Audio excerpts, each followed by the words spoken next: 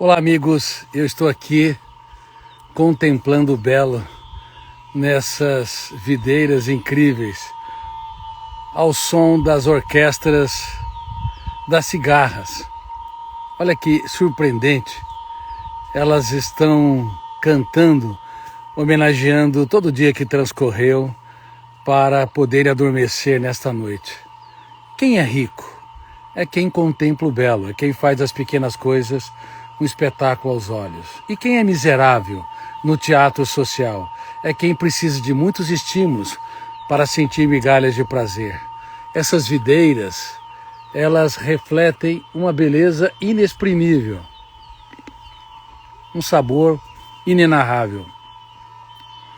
Muitas pessoas precisam de milhares ou de milhões de likes para sentir felizes. São de fato miseráveis. Muitos precisam de aplausos e reconhecimento social. São miseráveis. Muitos têm a necessidade neurótica de ter roupas de marca e ser o centro das atenções. Também são miseráveis. Quem é rico? Quem aprende a ver o autor da existência com a sua assinatura através de cada detalhe da natureza. Quem faz muito do pouco. Quem contempla o belo, ou seja, quem faz das pequenas coisas um espetáculo aos olhos. Precisamos continuar a compreender o pequeno e infinito mundo que nos tece como seres humanos que pensam e sentem. Pequeno porque cabe dentro de cada ser humano, mesmo aquele que anda errante ou em crise devido aos seus conflitos psíquicos. E infinito porque é inexplorável na plenitude. Se há um universo com centenas de bilhões de galáxias, e cada galáxia tem milhões de planetas e estrelas, sim, se há um universo tão grande, tão misterioso, nós temos que ter convicção que o universo da nossa mente é tão ou mais complexo do universo que está ao nosso redor. Produzir ideias, pensar, antecipar situações do futuro, resgatar o passado e trazê-lo imaginariamente no palco da nossa mente, são fenômenos de uma complexidade indecifrável. E das suas pétalas, e você gasta um tempo observando e logo em seguida continua a sua trajetória existencial, você admirou o belo. Quando você abraça alguém rapidamente ou elogia alguém rapidamente, você também admirou o belo. Mas contemplar é um exercício intelecto e emocional muito mais profundo. Contemplar o belo é mais do que admirar o belo, é expor a sua alma, a sua psique, atenta e embevecidamente diante de algo ou alguma coisa e extrair dele ou dela o máximo de prazer. Contemplar o belo é gastar algumas dezenas de segundos ou talvez alguns minutos abrindo a pétala de uma flor e descobrindo a sua anatomia, os seus desenhos, as suas curvas, e se deixar ser envolvido por ela. Contemplar o belo é você não apenas ter um rol de amigos que conversa coisas triviais, mas você gastar tempo penetrando no mundo de alguns amigos, conhecendo os seus sonhos, as suas dores, as suas dificuldades, observando o que está por detrás das suas palavras e explorando o tesouro que se esconde no secreto da sua personalidade. A vida é como um grande livro e a maioria das pessoas não conhecem sequer o prefácio desse livro. Não conhece os capítulos da sua vida mais profundos e nem os capítulos da vida, da história, da personalidade com quem convive. Olha para a história de vocês. Vocês conhecem as áreas mais íntimas dos seus filhos. conhece os medos que abortaram os sonhos, as angústias que nunca ganharam o palco da voz, e eles conhecem o que habita dentro de você. Seu marido, sua esposa penetraram além da sala de visitas e descobriram o que você nunca teve coragem de falar abertamente. Vocês, se conviverem com milhares de animais, talvez nunca se frustrarão, mas se conviver com um ser humano, por melhor que seja a relação, sofrerão decepções. Porque cada ser humano é um mundo complexo, com gostos, com expectativas, com imaginações, com sonhos, com tempos, com atitudes distintas. Então até pessoas que têm grande afinidade podem vivenciar grandes problemas, se não aprenderem a arte da contemplação do belo, se não aprender a admirar o que está por detrás da cortina dos outros, se não aprender a tolerância, a arte da tolerância, a arte de se doar sem esperar excessivamente a contrapartida do retorno, a arte da solidariedade, investir a minha energia para contribuir com a felicidade dos outros. A espécie humana, na minha visão, como pesquisador da psicologia e da psiquiatria, e também como produtor de conhecimento na área de filosofia, para mim a espécie humana está doente, mesmo que não tenha, as pessoas não tenham as doenças catalogadas pela psiquiatria clássica, como depressão maior, depressão distímica, depressão bipolar, síndrome do pânico, transtornos obsessivos. Nós estamos doentes na nossa capacidade de contemplar o belo e de fazer das pequenas coisas um espetáculo aos nossos olhos. Estamos doentes na nossa dificuldade de se colocar no lugar dos outros e perceber as dores e necessidades dos outros. Estamos doentes na nossa dificuldade de proteger a nossa emoção. Nossa capacidade de proteger é cambaleante. Pequenos problemas têm um impacto muito grande. Uma decepção, uma injustiça, uma discriminação é capaz de roubar a tranquilidade, não apenas em um dia, mas uma semana, meses ou anos. Quantas pessoas foram feridas porque em determinados momentos elas cometeram atos umas contra as outras, injustiças que nunca mais foram superadas. Quanto mais os pensamentos negativos relativos à injustiça, à ofensa são produzidos, mais o eu é encarcerado, vítima e não autor da sua história. Nossa espécie, ela está doente, porque nós não conseguimos pensar também como espécie. Na realidade, não há brancos e negros, ricos e pobres, intelectuais e letrados, psiquiatras e pacientes, célebres, celebridades e anônimos. No fundo, todos nós somos seres humanos, e é muito. Enxergar-se como ser humano é muito para quem compreende a complexidade da vida, da existência. Somos uma espécie dividida, dilacerada por discriminações e preconceitos. Somos uma espécie que está morrendo na sua paixão pela humanidade. Amamos o nosso feudo, as nossas tribos e às vezes até a nossa religião, às vezes os nossos dogmas, mas não conseguimos nos doar para o outro e enxergá-lo na dimensão que ele é. É interessante que o mestre dos mestres, Jesus Cristo, quebrou todos os paradigmas que afastava ele das pessoas ao seu redor.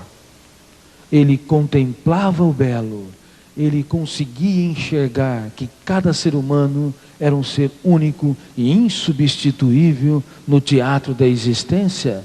Quando as pessoas perguntavam sobre o seu rótulo, a sua bandeira, quem ele era, a resposta dele era intrigante. e choca a psicologia mais lúcida. Ele dizia: eu sou o Filho do Homem.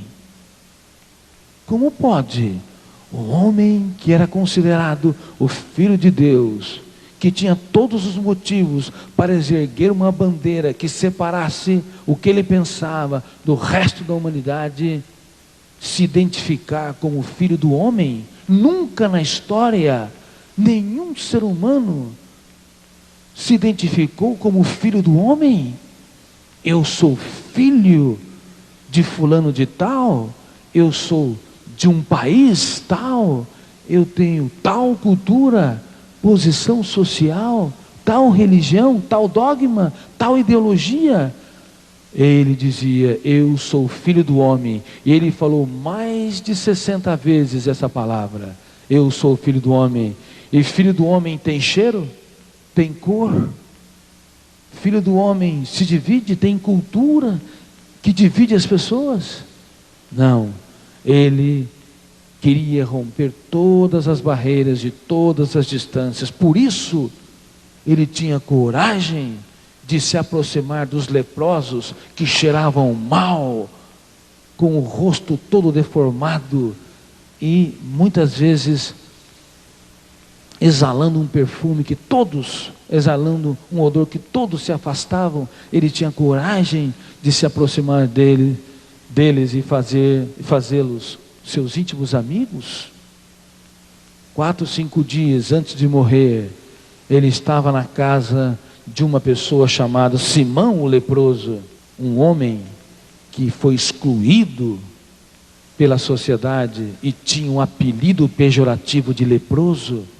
Pior do que falar Simão o aidético. Nos tempos em que a AIDS gerava muito preconceito, mas ele estava lá e reclinado à mesa, indicando que estava confortavelmente na casa daquele homem. Uma pessoa é tanto mais feliz quanto mais faz das pequenas coisas um oásis emocional. Uma pessoa é tanto mais rica não quanto mais tem milhões de reais no banco, mas quanto mais consegue fazer muito do pouco. Eu já tive a oportunidade de tratar de alguns membros de algumas famílias mais ricas desse país. Eu vi muitos miseráveis morando em palácios. Eram pessoas encantadoras, brilhantes, mas perderam a sua capacidade de fazer das pequenas coisas um espetáculo aos seus olhos. Não sabiam abraçar, beijar, elogiar a vida. Não conseguiam mais se encantar com uma flor, com a anatomia das nuvens, e nem levantar e agradecer a vida como espetáculo único a cada manhã. Não viam mais os orvalhos. A galinha de ovos de ouro da emoção morreu, porque deixaram, contraíram a sua emoção, viveram em função de grandes eventos, precisaram adquirir cada vez mais coisas, títulos acadêmicos, aplausos, carros importados, mansões, grandes viagens, para ter um pouco de prazer. Isso é uma armadilha intelectual. Frequentemente, o sucesso, ele não apenas traz ganhos, mas traz perdas importantíssimas e sutis, que as pessoas não percebem. Elas vão perceber, elas vão tomar ciência depois de anos que estão num processo de contração, de sufocamento da sua emoção. Sucesso intelectual é importante, fazer uma faculdade, defender tese de mestrado, doutorado, pós-doutor, muito importante. Porém, nós sabemos, do ponto de vista filosófico, uma pessoa, quando está no início da carreira, quando não é aclamada pela academia, pelas universidades, ela é muito mais arrojada, muito mais livre, muito mais curiosa, perspicaz, porque tem pouco. As grandes descobertas foram produzidas normalmente na juventude. Peguem Isaac Newton e Einstein, dois grandes gênios da humanidade. Foi na juventude que eles produziram as grandes ideias. Raramente, depois dos 20 anos, surgiu um matemático, um grande matemático. As grandes ideias surgiram nos períodos de maturidade. Por quê? Porque eles contemplavam o belo, eles eram curiosos, eles instigavam a sua inteligência, tinham desejo de descobrir o novo.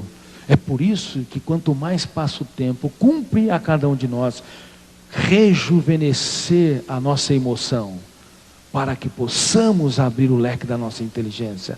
Algumas pessoas que têm 70, 80 anos conseguiram essa façanha, conseguiram manter-se jovens, empreendedores. Por isso eles brilham, são curiosos, são pesquisadores, andam por ares nunca antes respirados, contemplam o belo e contagiam o ambiente. Mas é a minoria, grande minoria. A maioria, com o passar do tempo, sofre a ação de um fenômeno chamado psicoadaptação, que é a incapacidade da emoção humana sentir prazer ou dor ao longo da exposição de um mesmo objeto. Por exemplo, colocamos um quadro de pintura na parede. A primeira vez que nós o colocamos, olhamos o seu traçado, as suas sombras, o seu conteúdo, a sua estética, e nos encantamos. À medida que nós observamos o mesmo quadro, passamos pela sala de casa, ele vai perdendo o quadro, os estímulos, vai perdendo a capacidade de provocar emoções brilhantes que nos encantam, porque nos psicoadaptamos, ou seja, sofremos a ação de um fenômeno inconsciente. As mulheres, no primeiro dia que compram uma roupa, se alegram, se animam, mas depois de uma semana, algumas vezes que usaram a mesma roupa, perde o encanto. Se não fosse a psicoadaptação, vocês usariam um ano, uma dupla de roupas e ficariam felicíssimas. Os shoppings quebrariam, mas com a psicoadaptação, ela tem operado em níveis provavelmente nunca antes vistos na história, através de uma síndrome chamada síndrome do pensamento acelerado. A psicoadaptação através da síndrome do pensamento acelerado tem atingido níveis sem precedentes. As pessoas se cansam, se fadigam, perdem o encanto rápido por tudo que conquistam. Até os executivos, eles trabalham, se afadigam, lutam, fazem cursos, elaboram projetos para ter sucesso. Quando tem sucesso, eles sobem no pódio e logo em seguida perdem o prazer, precisam correr uma outra maratona, porque são escravos de novos estímulos, não conseguem contemplar o belo. Olhem para os adolescentes na atualidade, um tênis, uma roupa, um celular, que eles clamam por conseguir e conquistar. Logo em seguida eles perdem o encanto, porque a emoção se psicoadaptou e eles precisam ter novos estímulos. Vivem num consumismo que os encarcera. São vítimas de uma insatisfação crônica